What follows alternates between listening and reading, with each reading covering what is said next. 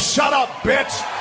Celebrities just don't learn, do they? It feels like Hollywood is just on a mission to destroy itself. From burning millions of dollars in bad movies to mask-off moments that shake the entire world to celebrities making complete fools of themselves. And I don't think this could get any worse. Hold on a sec. Good afternoon. What? You're joking. Ryan Reynolds? Wait, hold on. I gotta call you back. So, Ryan Reynolds, the guy that we all know and love, or at least used to love, you know, the funny actor guy that plays Deadpool, is involved in a major controversy involving his wife Blake Lively. Oh yeah, I can't be the only one who just found out about this shit. Like, I try not to involve myself with the reptiles that run our society, but damn, I have never heard this woman's name in my life before. I might have the memory of a goldfish, but I think I remember Deadpool's wife. But this whole situation has come to a head with a $400 million lawsuit against the New York Times, Blake Lively, and Ryan Reynolds. Now I've wasted enough of your time. Here's the timeline. I'll assume you've already heard of the novel It Ends With Us. No? Me neither. It got a movie adaptation with Blake Nobody cast as the lead for the movie, with Justin Baldoni being the director of the movie while also casting it. And quick question, how do you direct and star in a movie at the same time? Like, that makes no sense to me. But anyway, Baldoni and Budget Taylor Swift apparently started avoiding each other after the movie, post-production of the movie. Which is kind of odd since they're supposed to be like in love with the movie and they were kind of close, but I'm not going to act like this is the first time that two people who are close on camera can't stand each other in real life. So people, as they do, started speculating as to why this was happening, and people thought that it was because of the prolonged kissing scenes in the movie and fat shaming. Where they got that from, I don't really know. But people started speculating that Ryan Reynolds was a bit too involved in the production of the movie, which made a bit more sense. But then again, I was wondering, where did people get these hints from? What's making people think these things?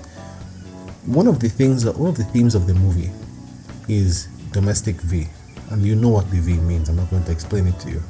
But Blake got a lot of backlash for being a bit too joyful when discussing domestic V, and she got a lot of people upset about doing that. So yeah, fast forward to December 2024, and Blake is suing Justin Baldoni for causing severe emotional distress to her. Sorry, I hate hearing the term emotional distress. The only time I hear this, I shit you not, the only time I hear this is when women are trying to victimize themselves and get sympathy from people. Now, I might be an incel and a virgin, but I'm not stupid, and I know it's only a few women that do this. But you have to have seen a trend where people on social media are constantly trying to victimize themselves.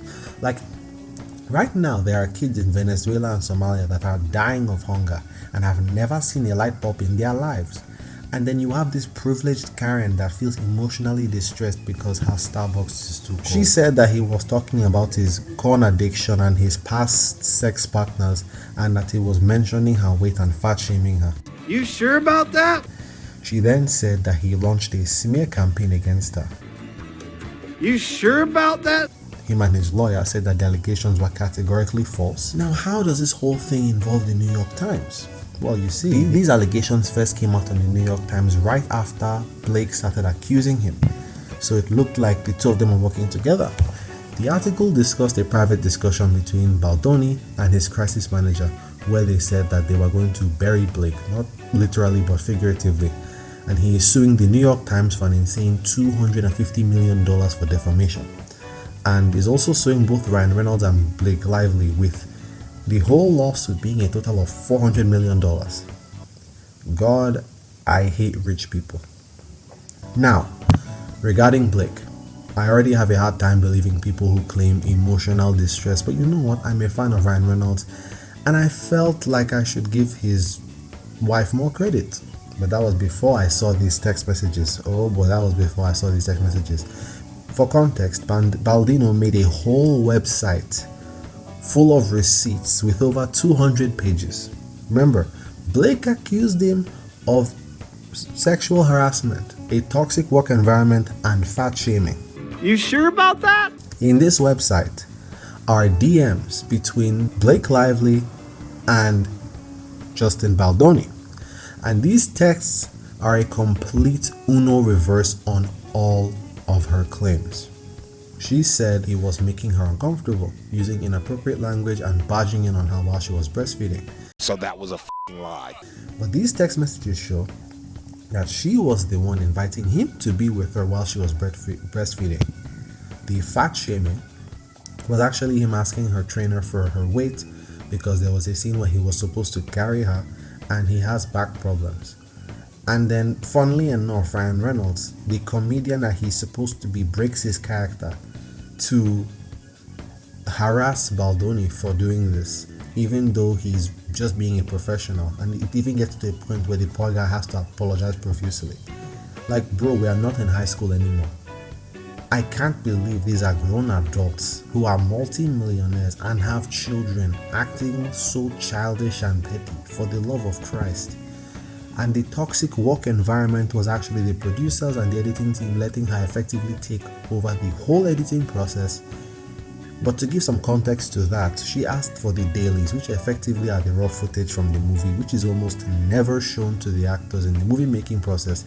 And yet, this absolute control freak was pressing Baldoni for the footage and went as far as sending her goons, Taylor Swift and Ryan Reynolds, to intimidate the poor guy. Like, I can't lie, I don't think anyone alive can handle that much pressure, being told by two of the most influential people in the world to do something.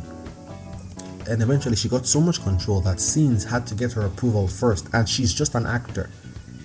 And this lunatic allegedly went on to make her own version of the movie while shutting out all of the original editing crew. And to pour salt in the wound, she made Baldoni, who was supposed to be the director of the movie, watch the premiere in the basement of the venue. If this is true supervillain type shit. This is straight out of the mind of the Joker. Like, that is diabolical. That right there is diabolical. And now, Justin has effectively had his entire career ruined. He has gotten awards rescinded and was dropped by his talent agency in the wake of the allegations. And some people say that it's because of Ryan Reynolds, because of how much power he has in the industry. Now, I've told you the whole main story. Let me tell you some theories I have. I think these two might have gotten involved romantically, and here's why. Imagine this. Justin and Blake have an affair. This would explain them being so comfortable talking to each other and her using terms like ballbuster. The affair goes on and they have a falling out, seeming to be from Justin rejecting her advances. Blake starts panicking because her marriage is at stake if the news gets to Ryan, and she starts doing this. The most obvious theory here is that she and her husband bullied this poor guy and effectively ruined his life, which is kind of sad and hard to believe, but far from impossible. Then there is also the chance that everything Blake said is true, but I'd say that is the most unlikely of all three options. But let me know what you guys think. Do you think she's telling the truth, or do you think she's lying? Like, comment, and subscribe, and I'll see you in the next video. Peace.